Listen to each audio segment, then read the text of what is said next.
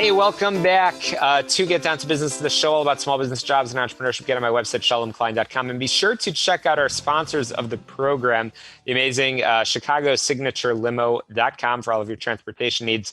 Also now actually expanding into in South Florida, so that's awesome. Check them out, as well as Tom Arabali from healthplanchicago.com. But as promised, we are back with the CEO, co-founder of Bookshelf, a brand new platform which is doing some amazing things, focusing on digital content. And I'm thrilled to be joined by Mike Abend. Mike, welcome to the program. It's great to be here. So Mike, behind every successful business, there is a successful entrepreneur. And behind every successful entrepreneur, there's usually a fascinating story. What's yours? Yeah, so I would note that there's three co-founders of Bookshelf, and I am just one leg on the stool that is the co-founding team. But myself, I went to law school, not really knowing what I wanted to do, and very quickly became fascinated with media and tech. And while most of my colleagues were going to a big law internship for their second year, I wanted to do something in media. And so I went actually down to Nashville and worked on Music Row with Johnny Cash's lawyer, learning about the music business and really IP rights. Got back to law school, wrote my legal research paper on the music business as a function of technology, but no one was hiring for a new media attorney with no experience. This was in 2012. So I went to the big, bad, evil corporate law firm for about 2 years and decided I hated it. And I had started practicing when I was 24. So when I was 26, I quit and bought a car and drove across the country to LA to where interesting things were happening in media and entertainment. And was able to convince the owner of what was called a multi-channel network at the time to hire me to build business models around this new concept called influencer. These were people that had been able to accumulate millions of followers on these new digital platforms, and the business was really in its infancy. And so I was excited just to figure out, what does it mean to have 1 million followers? Yes, you can sell products, but what about merchandising? What about licensing? What about touring? What about scripted content? But as we got deeper, and this is where I met some of my co-founders, as we got deeper into this influencer space, we started to get frustrated because what inspired me was that at the time we had access to more content, information, and knowledge than at any point in history. Like, in the past, you used to have to go to a store and buy a record, come home, put it on your turntable, and then listen to it. And we now have everything instantly accessible. Every book, every article, every song, every Twitter post is immediately accessible. But the platforms that we were building all these businesses on really only focused on a small slice of that content universe. And as someone myself who loves digital content, who loves what creators have been empowered to do by these new tools that have emerged, it seemed like a wasted opportunity. And we really wanted to figure out a way to focus on the broader content universe. Like, if you look at YouTube, it's really focused on low cost, high volume content. So that's gaming, that's vlogs, that's pranks, beauty, things that cost nothing to make. But where was the space for the more interesting, the more erudite, the more intellectual, the more niche, the stuff that isn't necessarily going to play to a YouTube audience that other people might find interesting? And like, on an individual case, how do you express yourself through content? So your listeners can't see it, but I have a bookshelf over my shoulder, and that's the stuff that I think is really worthy of going on my actual bookshelf. It's a representation of my own brand. And so onto the entrepreneurship journey, this is an idea, and you start talking about it. And I was fortunate to find one of my co-founders and start getting passionate about this. Gosh, this must have been in 2016. And we spent, I don't know, nights, weekends. He was in New York, I was in LA at the time, and we would have calls and we would try to figure out what this would look like. Is it a newsletter platform? Is it some other type of technology? And we brought on our third co-founder, who was sort of a really well-known guy, passionate individual in the digital content and influencer space. And the three of us really started putting our heads together and literally draw it. Like, how does this actually look? Let's get mock-ups. And so I found a designer to put together like a demo, like not even a functional app. Like, if you only press certain buttons, it would work. And it was, it was purely for demonstration purposes. But once we actually had it and people understood it, and they're like, yeah, this should exist, that's when things really started moving, because we found a developer to actually make it.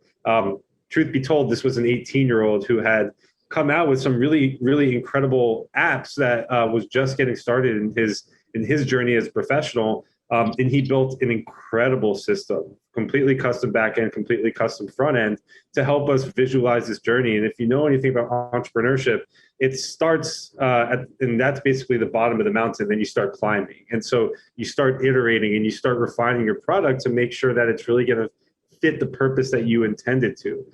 So that's the start of the journey. And that's how we really started Bookshelf. Wow, what a journey. What a fascinating journey. And just before we go to break in a minute, I am curious how COVID has sort of upended all of this. We have access to more content than ever before. So has COVID sort of been a game changer for you? Yes, I mean, absolutely. One, like as a startup, just the way that you plan out your growth and your capital funding, like everyone went heads down and didn't know when it was going to come back up. So you immediately have to start planning for the long term, become a camel, not a cheetah. And then when you think about how social apps grow, there's no word of mouth. There's no, there's so much less social interaction in real life, your authentic self, what we were really trying to do. And I think that joie de vivre that drove a lot of interest, like there was no food, no movies, no travel, no events, no things that people could use to really get excited about that would add so much value to our platforms. And so we sort of had to really focus on the specific content communities that would fit the best. And so for us, we actually started with STEM, science, tech, engineering, math. And we went into entrepreneurship, biohacking, because these were areas that were relevant during through the pandemic, and we knew there'd be an opportunity afterwards for the rest. Absolutely. Well, so much more to cover. So Mike, stick around. We're going to continue our conversation with one of the co-founders of Bookshelf, the one brave enough to come onto the program. We'll be right back here and get down to business when we return.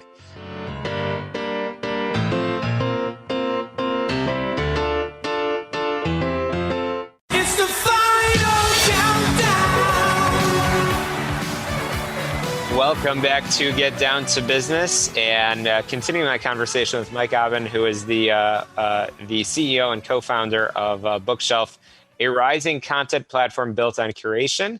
And now a new modernization program for creators is now up and running, which allows curators on the platform to be able to monetize their content via tips from the Bookshelf community, which is pretty exciting. So, Mike, we were just chatting right before we went to break about how COVID has sort of upended things. And so when we talk about content, let's get a little bit more into the details. There's all sorts of different formats and media that's out there. So let's talk about some of the examples of what's on Bookshelf right now and how your curators are taking advantage of the platform. Right. So I think it's helpful to just give a brief overview. So your Bookshelf is made up of all of the shelves that you are curating and all of the shelves that you are subscribed to. And you curate a shelf on a specific topic, whether that's radio hosting or sports or journalism or whatever you happen to be passionate about. You can add any type of content, as you mentioned. Like this is distinct from something like Goodreads or YouTube that's focused on one specific media format. We saw that anything is now accessible, whether that's an article, a podcast, or even a Twitter post. And we saw when we launched the emergence of this new type of digital creator, the curator, that generally fit into one of three categories. They're usually like an expert or a professional, so academics and PhDs, creators, so podcast hosts, Substack writers, Medium writers, or just people that are really passionate about a certain subject that happen to know a lot about it or like to express themselves through content around it. And coming from the digital space, looking at how these platforms scaled, we thought it was a missed opportunity not to bring the people that are actually creating the content and curating the content into the value creation process. Like if you look at Twitter, if you look at Instagram, no one's getting paid for contributing all of that content.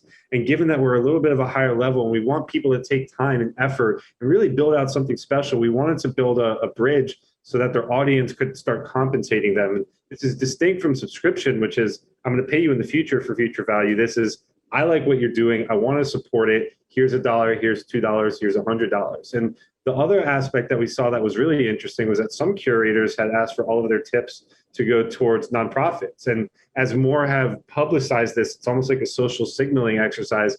Other curators have come forward and said, I want mine to go to this nonprofit as well. And so it's a really great way to just create awareness on specific topics. And if you don't want to take the money yourself, 100% of the money that comes in is going to either the curator or the cause that they're curating around. And so it's just a great way to create knowledge around specific topics or to compensate people that are scouring the internet for the best things that you're interested in so that you don't have to.